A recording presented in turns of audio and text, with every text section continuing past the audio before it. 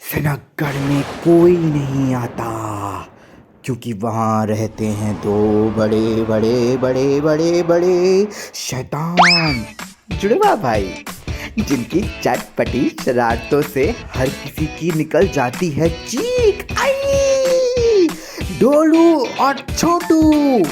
पर दद्दू दद्दू का है अलग मिजाज। पर क्या देकर रहेंगे वो उन दोनों को सीख। और भी हैं इस गांव में, बब्बन से लेकर दरोगा तक की सबकी है कहानी। सनकगढ़ में फेमस हैं राजा और रानी। अब हर कोई जानना चाहता है क्या होगी अगली ढोलू और छोटू की चाल।